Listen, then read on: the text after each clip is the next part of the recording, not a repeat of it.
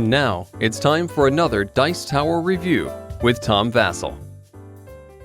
Hey folks, I'm Tom Vasel, and today we're taking a look at World Championship Russian Roulette. This is from the same folks who made Two Rooms and a Boom, Tuesday Night Productions.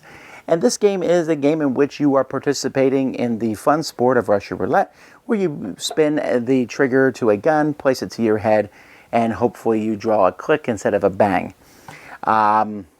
Why you would go to a World Championship of this is beyond me. Why you'd want to play such a game is beyond me, not the board game, the actual Russian Roulette. I now understand that, but it is what it is. That is the theming of the game.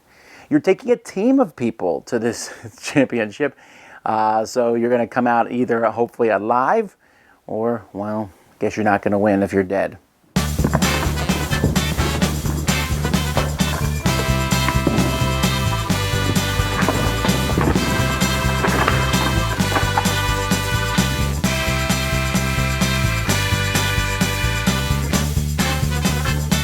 Each player is going to get a captain, a team of people actually.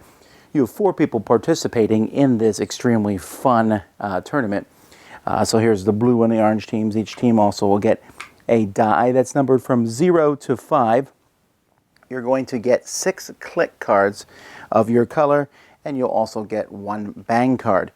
There's also action cards, and players are trying to get points in this game, or also survive. If everybody but one player dies, that player is going to be the winner. And by I mean player dying, that means all 4 of your people die. It's like you are the captain and these are 3 other people.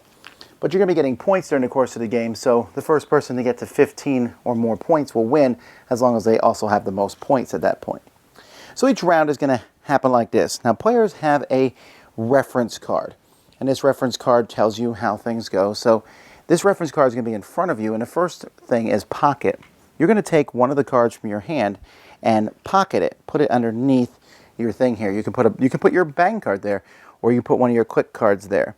Then people are going to spin, which essentially means you're going to shuffle the remainder of your cards all together, so that you don't know your own order of cards. Then players are going to bid. Bidding is essentially how many cards are you going to draw from your deck before you hit a bang card. And then challenge will happen, and that means you suspect other people of having a bang card. So if I challenge somebody, I'll flip my own card over, and then they have to flip over their card. If it's a click card, haha, I was wrong. So they get an action card, and action cards are great. They can be played at various times to do all different sorts of things. And I have to take one of my click cards out of my deck and replace it with another bang card, which will be shuffled into my deck. So now I have 2 bang cards in my deck. If I'm correct, if they did have a bang card in front of them, they're immediately killed, which means they will lose one of their people. And I get 3 action cards because I was correct. Now, once that's been done, once people have accused, then everyone is going to count together and say 0, 1, 2, 3, draw. So let's say I said I can get through 3 cards. So we draw the first one, I'm safe. We draw the second one, I'm safe. We draw the third one, I'm safe. And because I said I could get through 3 cards, I'm going to get 3 plus 1, I get 4 points. So even if you think you can't get through any cards, you can still get a point through the round. If I had said 4 cards, I would have been in trouble, bang, and then one of my guys would have died. That's it. You're just going to keep playing round and round, like I said, until everyone but one person has been eliminated, or until someone gets 15 points or more. Now there's all different sorts of action cards in here, or this one here, you can look at the top 3 cards in your deck before you do them. Here you can make someone pull their trigger one more time. Here you can aim your gun into the air before the next trigger pulls, so if you think it's a bang, you can stick your finger in the air and hope then you won't die when it goes off. You can swap the bullet card in your pocket with a click card. So there's all different things that basically let you manipulate your decks around. Anyway, that's the game. Now, first of all, let's talk about the theming of this game. This theming is going to turn some people off, especially with the cards that show silhouettes of people's brains getting blown out. I could see how that would be very problematic for people. Truth be told, it makes me a bit queasy myself. This is kind of a very dire theme. And yet, it's played off in a very lighthearted fashion. It's like a silly game, a ha-ha-ha. So, I mean, if you can get over that, I think I would have enjoyed it more had the artwork been less graphic. I mean, it's not bloody and gory, but it's still, you know what's going on in this game. But aside from the theme, the game itself, the components are very good quality. The cards are good quality. The cardboard, tokens. I do like the artwork of the characters, the names of the characters. And the rule book was very well written. The reference cards are very clear. And that's something that I think we need to say when it's good, because a lot of people aren't doing a good job on those fronts. Very easy to teach and get into. Now, the game is going to have a certain amount of luck along with a certain amount of bluffing. So at the beginning of each round, you decide what you're going to pocket. Now, you might pocket the bang card, but then someone else might call you out on it. So there's that whole give and take. That's like a whole game in of itself. As you sit there, and sometimes I'll throw a click card. I'm like, I'm crazy and wild. I'll throw a click card under my thing and then put 5.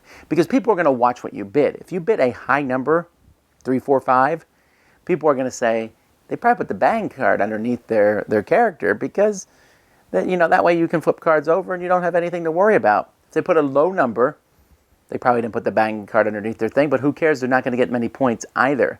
So there's a bit of that going on, but then those action cards also let you manipulate things. Oh, look at the top 3 cards. Now a bid of 5. People are like, oh, well, they know that those top 3 cards are clicks, but they still might have that bang card. So you watch the action cards that people play, but you're still not sure whether they're bluffing or not. And so I find that enjoyable. I find the whole, there's a certain amount of tension as everyone turns over the cards. Everyone's still alive. Turn over the cards. Everyone's still alive. Bang, and someone's out. Or sometimes your very top card is a bang card. Action cards are extremely useful in this game. And one thing that's nice is as you get those extra bang cards, because you're calling other people out, you might have 2 or 3 bang cards in your deck. But whenever you die, you reset your deck back down to 1 bang card, and you get an action card as compensation, I guess.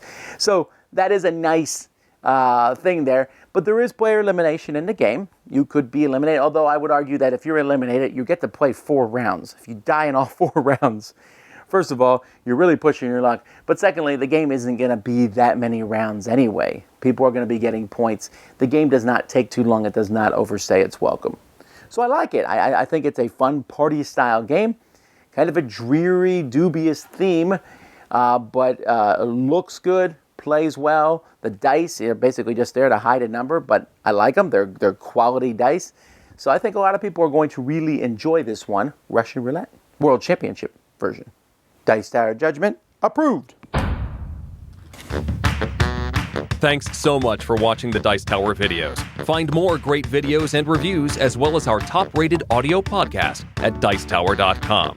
You can also find other great shows at Dicetowernetwork.com. I'm Eric Summerer, and you've been watching The Dice Tower.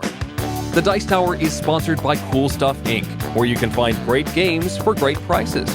Cool stuff in stock. Check them out at CoolStuffInc.com. Zamknij drzwi!